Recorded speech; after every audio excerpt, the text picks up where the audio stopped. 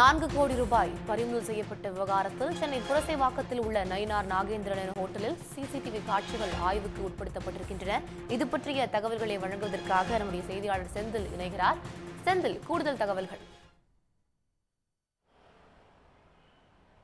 நெல்லை express ரயிலில் 4 கோடி ரூபாய் பறிமுதல் செய்யப்பட்ட விவகாரம் தொடர்பாக தற்போது நெல்லை பாஜக வேட்பாளர் நயினார் நாகேந்திரனுக்கு சொந்தமானதாக கூறப்படும் புரசைவாக்கத்தில் உள்ள ப்ளூ டைமண்ட் நட்சத்திர ஹோட்டலில் பறக்கும் படை அதிகாரிகள் கீழ்ப்பாக்கம் போலீசார் உதவியுடன் தற்போது அந்த ஹோட்டலில் உள்ள கண்காணிப்பு கேமராக்களை ஆய்வு செய்து வருகின்றனர்.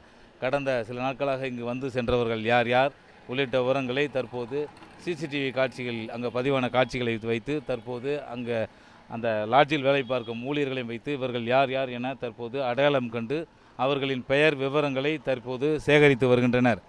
நெல்லை எக்ஸ்பிரஸ் ரயிலில் நெல்லை பாஜக வேட்பாளர் நயினார் நாகேந்திரனுக்கு அவருடைய தேர்தல் பிரச்சாரம் மற்றும் வாக்காளர்களுக்கு பணம் கொடுப்பதற்காக பணம் கடத்துவதாக உளவுத்துறை போலீசாருக்கு நேற்று ரகசிய தகவல் கிடைத்தது.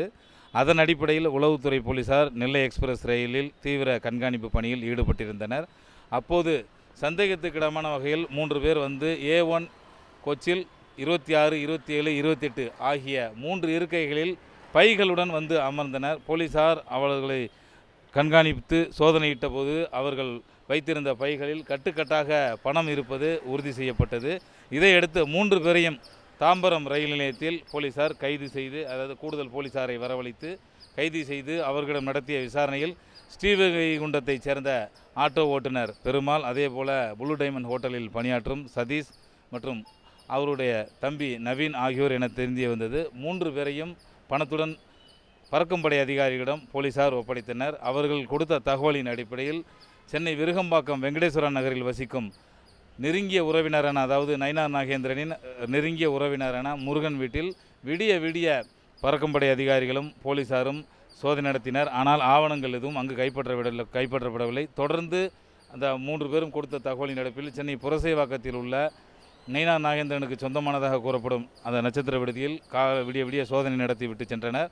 அதேபோல் திருவல்லிக்கேணியில் அதிமுக முன்னாள் அமைச்சர் தற்போது ஓபிஎஸ் அணியில் இருக்கும் முன்னாள் அமைச்சர் வைத்திலிங்கத்துக்கு சொந்தமான நாட்டுக்கோட்டை மெஸ்ஸிலும் பறக்கும்படை அதிகாரிகளும் போலீசாரும் சோதனை நடத்தி விட்டு சென்றனர். தற்போது பறக்கும்படை அதிகாரிகள் எழும்பூர் பறக்கும்படை அதிகாரிகள் தற்போது மீண்டும் ப்ளூ டைமண்ட் ஹோட்டலுக்கு வந்து தற்போது இங்கு உள்ள கண்காணிப்பு கேமராக்களை ஆய்வு செய்யும் பணியில் ஈடுபட்டிருக்கின்றன. இதற்காக கீழ்ப்பாக்கம் காவல் நிலையத்திலிருந்து கூடுதல் போலீசாரை வரவழைத்து அவர்கள் உதவியுடன் தற்போது இங்குள்ள கண்காணிப்பு கேமராக்களில் ஆய்வு செய்யும் பணியானது தீவிரமாக நடைபெற்று வருகிறது. இங்கு உள்ள பணியாளர்களிடம் சமீப காலமாக இங்கே வந்து சென்ற நபர்கள், முக்கிய நபர்கள், நயினார் நாகேந்திரனுக்கு நெருக்கமான முக்கிய நபர்கள் யார் யார், அவர்களது பினாமிகள் யாரேனும் இங்கு வந்தார்களா என்பது குறித்து ஒவ்வொரு இந்த சிசிடிவியில் பதிவான உருவங்களை காண்பித்து ஒவ்வொருவராக யார் யார் என்ற விவரங்களை தற்போது சேகரிக்கும் பணியில் எழும்பூர் பறக்கும் படை அதிகாரிகள் ஈடுபட்டிருக்கிறார்கள்.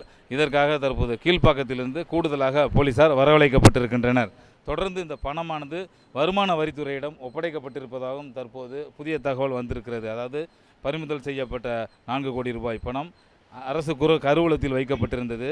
தற்போது இந்த பணமானது வருமான வரித்துறை அதிகாரியிடம் ஒப்படைக்கப்பட்டிருப்பதாக புதிய தகவல் வந்திருக்கிறது. செந்தில், நயினார் நாகேந்திரனிடம் விசாரணை நடத்தப்படுமா? அது பற்றி என்ன தகவல் இருக்கு? முதற்கட்டமாக அந்த 3 பேர் கொடுத்த தகவலின் அடிப்படையில் தான் தற்போது 3 இடங்களில் விருகம்பாக்கம், புரசைவாக்கம், அதேபோல் திருவல்லிக்கேணி ஆகிய 3 இடங்களில் சோதனை நடத்தியிருக்கிறார்கள். தற்போது வருமான வரித்துறையிடம் இந்த கைது செய்யப்பட்ட 3 பேரையும் பறிமுதல் செய்யப்பட்ட பணம் 4 கோடியையும் தற்போது பறக்கும் படை அதிகாரிகள் மற்றும் போலீசார் இந்த பணத்தை தற்போது வருமான வரித்துறை அதிகாரிகளிடம் ஒப்படைத்திருக்கிறார்கள். தற்போது இந்த 3 பேரிடமும் வருமான வரித்துறை அதிகாரிகள் விசாரணை நடத்துவார்கள்.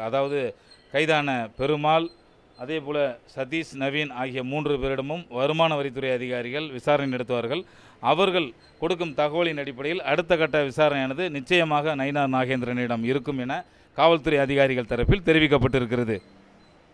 தற்போதைய தகவல்களுக்கு நன்றி செந்தில். உடனுக்குடன் செய்திகளை தெரிந்து கொள்ள சன் நியூஸ் பெல் ஐகானை கிளிக் பண்ணுங்க.